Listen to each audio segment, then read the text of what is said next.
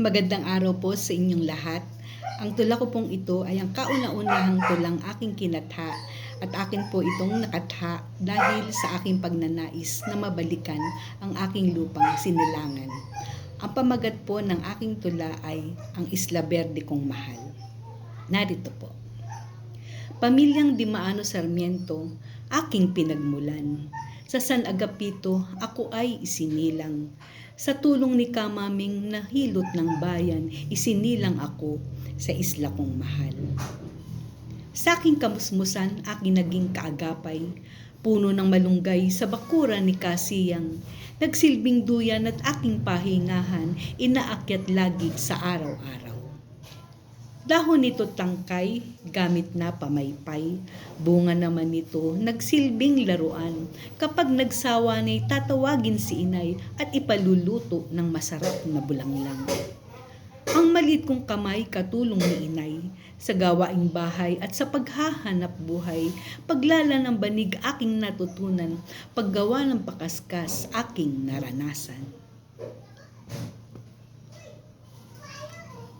Sariwang isda sa madaling araw, bitbit na ni tatay para may pang-ulam. Kung wala namang huli ay nangangatihan ng pagsungkit ng suso ay aking aliwan. Aking kasiyahan, nabahiran ng lumbay, ng aking pamilya nagpasyang lumisan.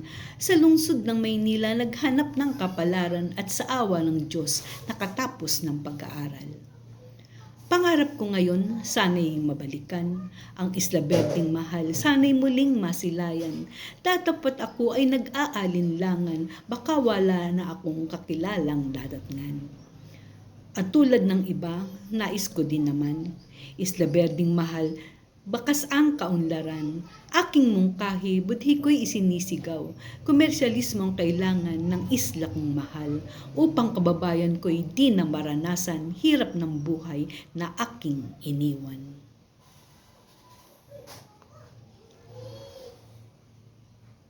Hikayatin natin turista't balikbayan, pumunta sa isla at dito'y maglibang. Malinis na tubig, sariwang isda at gulay, mababait na tao, kanilang daratngan. Pag-unlad ng turismo'y nasa ating kamay, sa tulong ng pamahalaan at syempre ng may kapal, perang ipapasok ng mga dayuhan dulot sa ating isla ay kasaganahan. Kung ang inaalala ay ang pagkasira ng kapaligiran at ng kalikasan, halina tayo ay magbayanihan, linisin ang lupa at ating taniman. Sa bughaw na dagat kung saan naroon, pulutong ng isdang bigay sa atin ng Panginoon, huwag nating gamitan ng mga pampasabog upang sila'y lalong dumami at tayo'y laging busog. Sa ganitong paraan, uunlad ang isla. Buhay ng kabayan ko ay magiging sagana. Halina Verdeñans, tayo'y makibaka. Huwag tayong matakot bagkus magkaisa. Isigaw sa mundo ang ganda ng isla. Kung nagustuhan niyo po ang aking video, ay paki-like na lang po, paki-share. Salamat po.